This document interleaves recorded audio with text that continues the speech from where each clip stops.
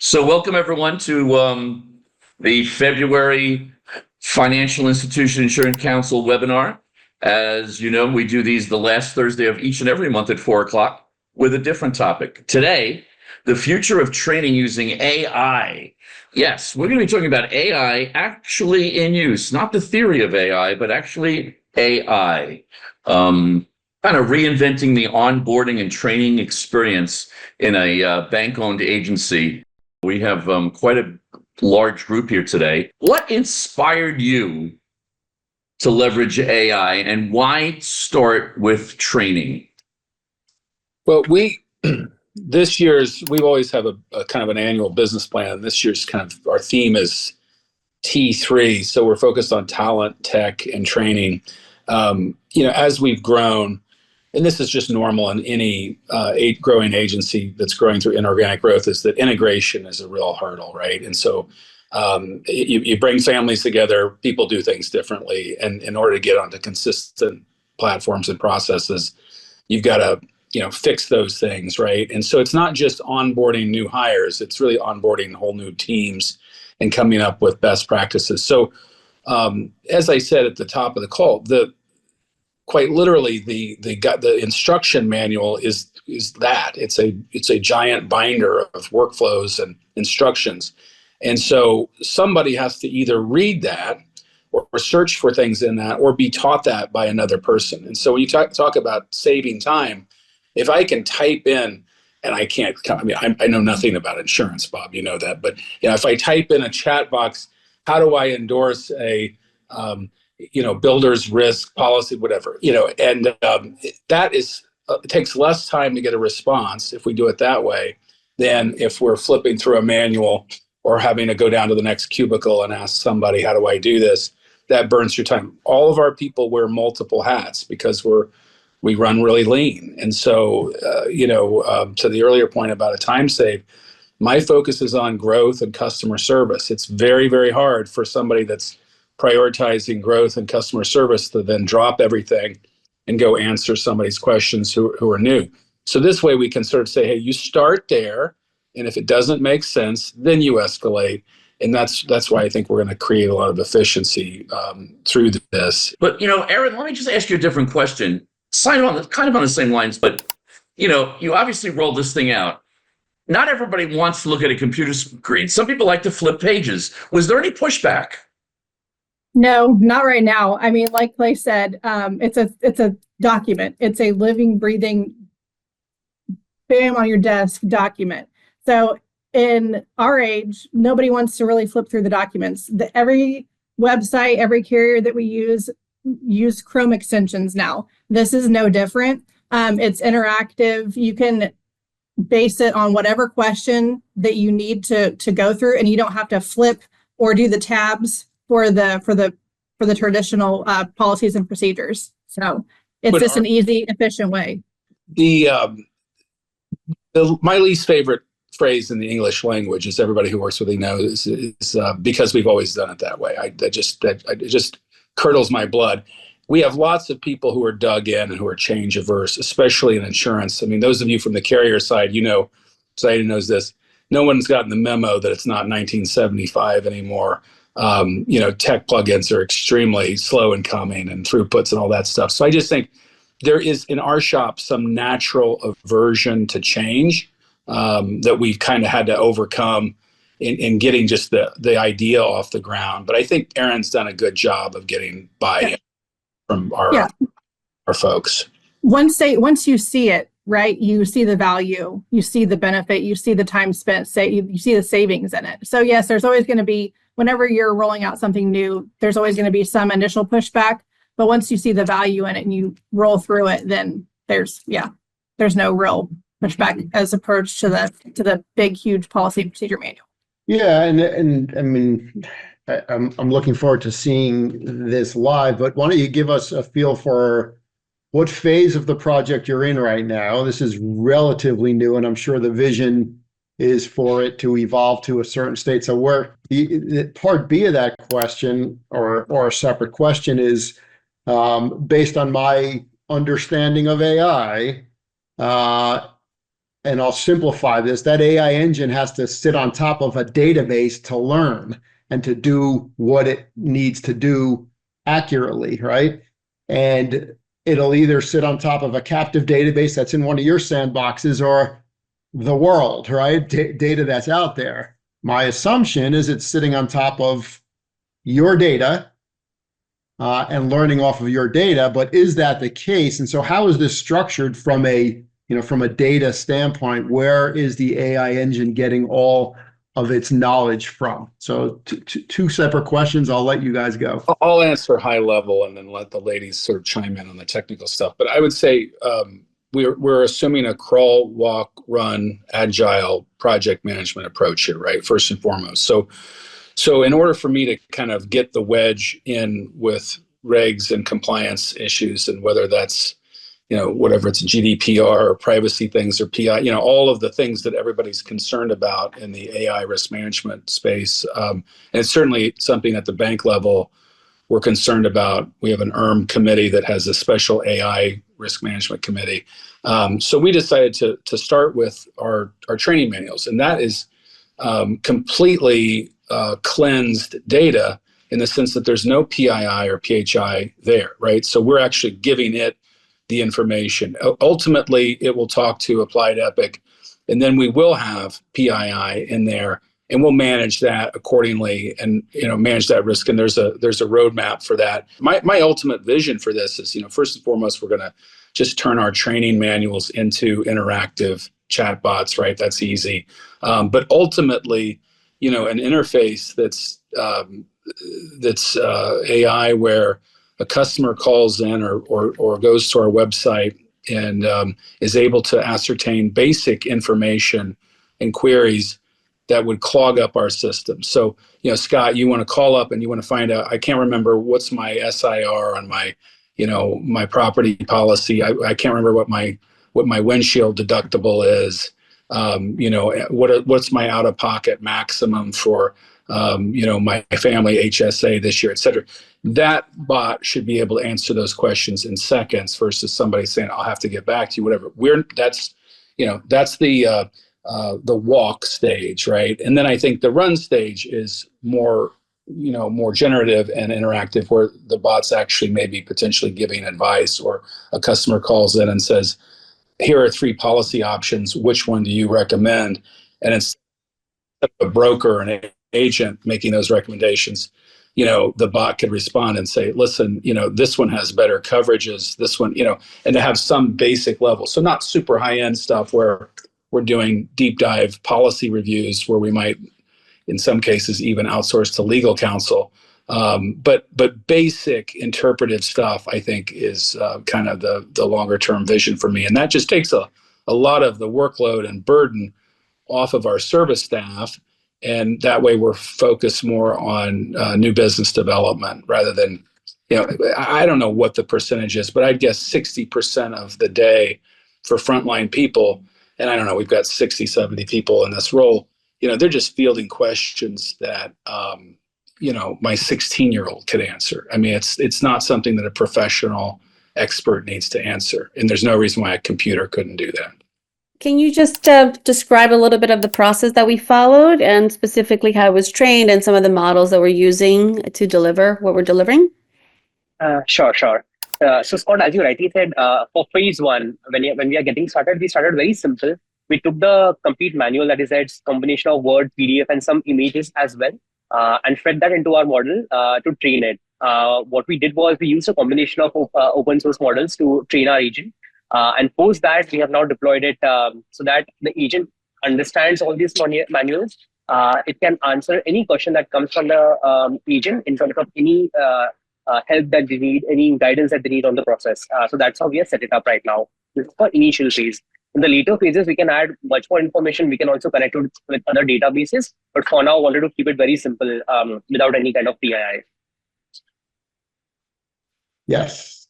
Makes sense. Everybody sees it. So I already kind of propped it up and asked the first question, which is, hey, I'm new. Remember, I'm the new hire, not just coming into the industry, not knowing a whole bunch. And I'm asking just first, how the heck do I use you? So already you responded, saying, hey, I'm Agent Assist, your proactive AI design assistant, obviously specific to First Mid Insurance because it's relying, as you heard, specific to their workflow, but it's also tied in with the workflow that relates to their day-to-day, the agency management system, which is Applied Epic. And as you see here, it's answering, hey, here's how I can assist you, just high level, right? Create activity, request audits, do the audit processing, create cover letters, review attachments, file documents, etc. But I'm actually going to, and I'm going to apologize in advance since I'm not the best typist, so just bear with me a second. I'm actually going to say, hey, I'm super nervous, right? It's my first day, right? Doing my first endorsement. Guide me through this process. So as you'll see in a moment, this is not just conversational, right? It will respond to any question, and in many ways is a very powerful mini training coach that works alongside the human, right? Providing just-in-time training, and in a few seconds, it'll actually lay out some of the process and respond to the questions. So here again. But Zeta, again, just a quick question. So when you say it's responding, it's only responding based on the earlier question, the Word documents that we uploaded into this and had all this information, right? Exactly. It's not pulling in other stuff. No, it's Not yet.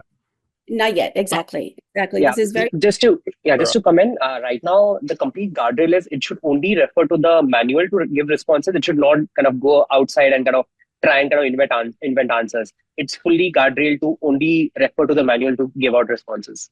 Okay. Okay, and you could see like it's interactive in the way that it's responding to like, hey, I'm nervous. Also, guide me through this endorsement thing. It's saying, yeah, it's perfectly normal to be nervous. First, let me just tell you, just to level set what the endorsement, gather the paperwork, get the effective date, what type of endorsement are you processing, and then it'll guide you through the steps to generate the endorsement cover letter, exactly what to do on Applied Epic, exactly how to incorporate the contact, the description, and ultimately, print the insured, copy of the actual memo and close and save it. I have a quick question. You're typing there. Could you have built this, and can you build this with speech?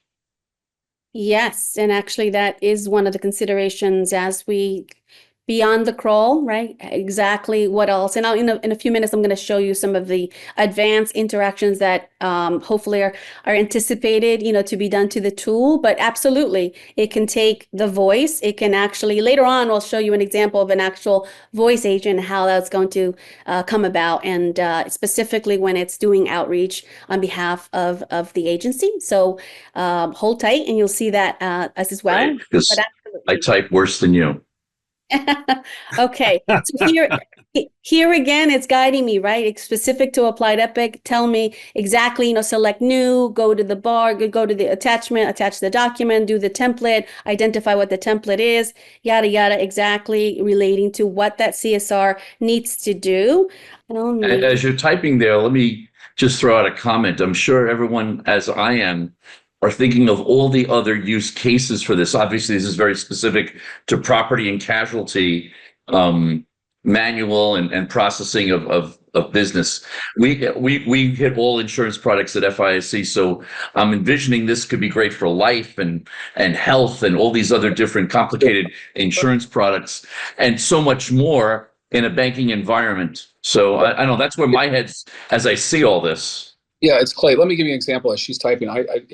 To answer that, Bob, I know my friend Larry, I think, is on this call, and we're going through issues right now with Medicare Advantage and for various reasons. And I think all of you know we've built a CRM that goes over all of our data silos. It's on a Dynamics 365 chassis. But one of the issues that we've had historically, and anybody that's in the Medicare or life business knows, it's just everybody has a certain way of doing things. And so one of the things that we're really focused on is data hygiene and consistency, because, for example, we've got a lady that's worked for us for 40 years who, when somebody dies, she puts the term deceased in their name field, which is not the way you should do it correctly.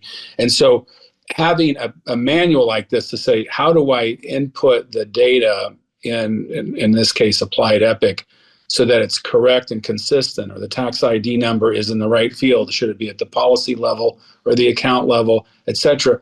All of that then is pulled to our enterprise-wide CRM.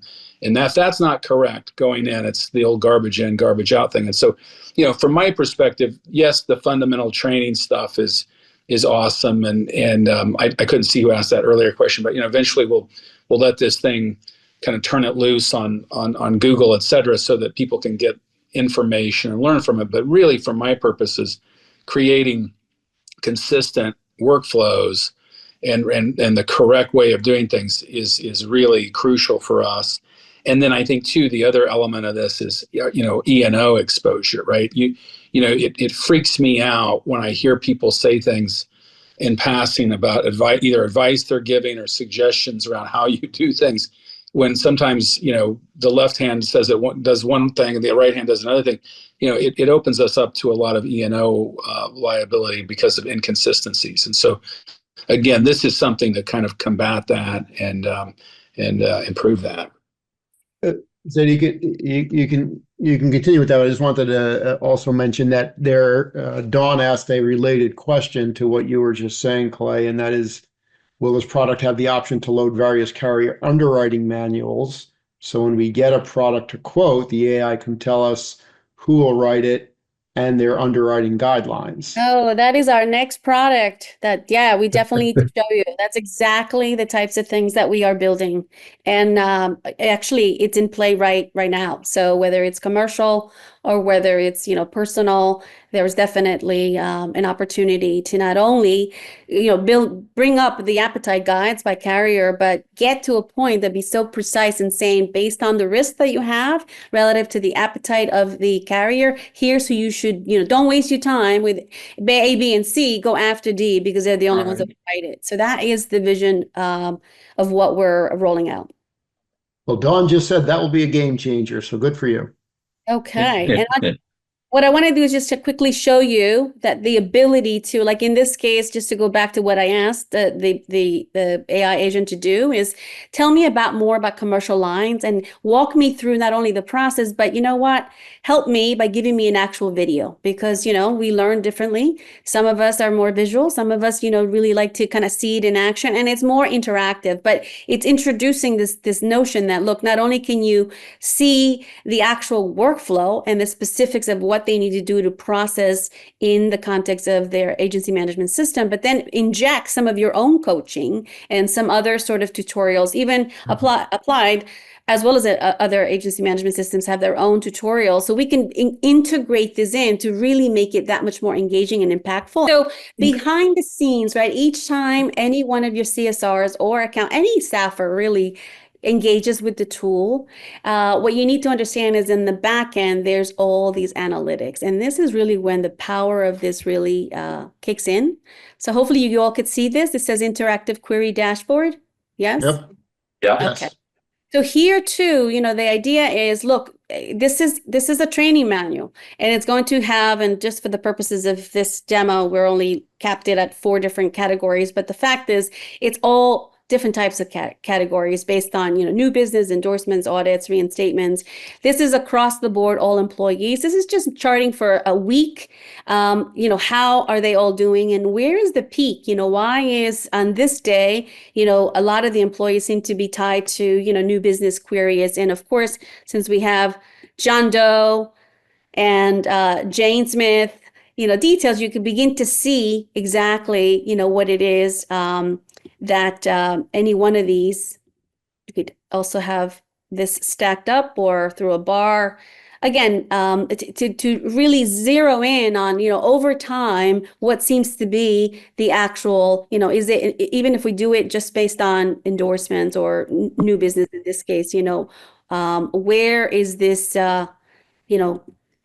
for specific to Bob Johnson here, where is he peaking and why? So it really gives, I think, the insights that it needs, not only metrics driven in terms of if I was Bob Johnson, how am I doing? Because you should see increasingly more engagement. At the same time, as they build and master the content for those individuals, you should also see a drop in this as well, right? You'll also be able to measure how many times they ask for insurance jokes during the day, or That's right. That's not that I showed you that. Yes, absolutely. Same thing here. We have in here the ability to over time indicate exactly, who is asking for what query, and specifically, how many of those were resolved. And so the AI agent here, to the extent that there is an actual procedure that it is relying, it's going to follow exactly, be very, very prescriptive, and it will identify exactly the response back. And those are resolved,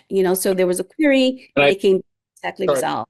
And then finally, we have the ability to zero in on the actual, why were some of these categories or topics, what exactly was it about it that became something that was either unresolved or resolved? So the same thing here. Is it general queries? Is it things that were, a technical issue? Is it customer support? You really can get very, very creative on drilling down and across the organization in terms of what you want these categories to be in order to really be impactful. And from the perspective of the manager, they get real transparency into not only what is my team need, but more specifically for the pieces where they're having some challenges.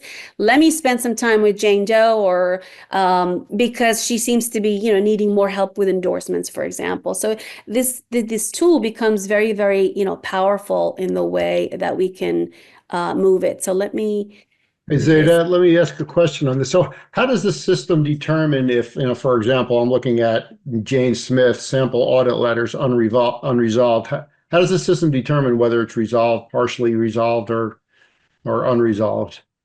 So a lot of this ties with the statement of, the actual procedures themselves. So if the procedure that was, that we were accounting for had to do with a general inquiry that they needed to follow a set protocol, and that protocol, so let's go back. The CSR is questioning a process, or looking for guidance, I should say, relating to a process. The ask was, tell me about that process. If the AI agent provided that process precisely, then it was completely resolved, meaning they delivered the guidance and the content and the procedure.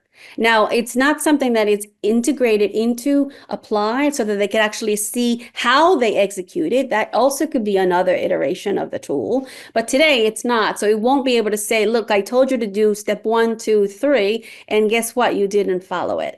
So it's not that unresolved. At this point, it's just we're still in the crawling stage. So the unresolved here is really indicating it's a procedure that we don't have a procedure. It will give them a response. The AI agent will provide always a response. But if it's the response may be, go ask your manager, or we don't have a procedure for that. We'll need to create one. So hopefully that answered your question. Okay. Yeah. So if the system basically doesn't know the answer, it'll be logged as unresolved. Correct. And I think too, long term, Scott, our vision for this is when it does become customer facing, then there's obviously the opportunity for a real person to rate how do you feel, did we resolve your issue, et cetera. And then we'll have really good feedback data that we can then kind of manage around as well, in terms of what do our customers think about. Right now it's really difficult for us to measure that. We do customer sat surveys and things like that, but I think it's kind of like when you check out at the gas station, they've got that button you push, is it smiley face or frowny face, and I think we'll be able to poll customers a lot better that way. So let me show you. I have 2 other really cool things to show you. One of them is, again, sort of the vision of what it could be next. This is something that has been deployed, not for First Mid, however, for other, agencies and other companies around the world. And so so the background to this is essentially the agency, in this case, First Mid, the account manager and the CSR has indicated to the AI agent to do an outbound call in preparation for a policy renewal. And so the AI agent is going to call that customer and you're going to hear the interaction. I'm going to play the customer's role and just listen to it, and we'll talk about it right after this.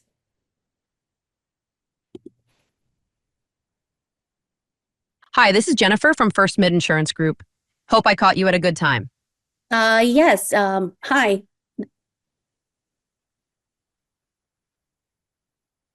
Great. I'm calling about your auto policy, which is set to renew in the next 30 days. Could I please confirm your name? Yes, it's Julia Smith, but tell me, who is this again? Thank you, Julia. I'm Jennifer from First Mid Insurance Group. Your insurance agent, Kaylee, initiated this call regarding your auto policy renewal. You might have received an email about it as well. Does that ring a bell? Oh, yes, that's right. She did call. She did send me an email. I read it. Thank you. Thank you. What is it that you need? You're very welcome, Julia. I just need to confirm a few details to ensure everything is up to date for your policy renewal. Could you please confirm your current address? Sure. It's 123 Main Street, New York, 10010. Thank you, Julia. And could you confirm the best phone number to reach you? Sure. It is 212-555-1212. Got it. Thank you. Lastly, could you confirm your email address for me? Yes, it's julia@gmail.com. Thank you, Julia. Everything looks good so far. Do you have a moment to quickly review your policy, or would you prefer to schedule a call back with our expert? No, it's okay. I have a few moments now. Perfect. Before we proceed, have there been any recent changes to your vehicle or drivers on your policy that we should be aware of? Yes, drivers. That's right. My son just turned of age. He's going to be driving. Absolutely. We need to add him. Got it, Julia. Congratulations to your son on becoming a driver. To add him to your policy, I'll need his name, date of birth, and the date you'd like him added. Could you provide those details? Yes, his name is John Smith. Date of birth is March 1st, 2008. And I guess we need to add him on that date. Thank you, Julia. So your son's name is John Smith, his date of birth is March 1st, 2008, and you'd like him added to the policy starting on that date. I'll make a note of this as a midterm adjustment request. I'll arrange for one of our experts to assist you with completing this process. When would be a good time for them to call you? How about Friday, 2:00? That works. I'll schedule a call back for you on Friday at 2 p.m. Is there anything else you'd like to clarify before we wrap up? Yes, you said midterm adjustments. What the heck is that? A midterm adjustment, MTA, refers to any change made to your policy that takes effect before the policy period ends. In this case, adding your son as a driver is considered a midterm adjustment. Our expert will guide you through the necessary steps to complete this process. If you have any more questions, feel free to ask. No, I don't. Thank you. You're welcome, Julia. Thank you for your time today. If you need anything else, feel free to reach out. Have a great day. Great, thanks. Okay. OMG. All right. So we saw somebody put mind blown.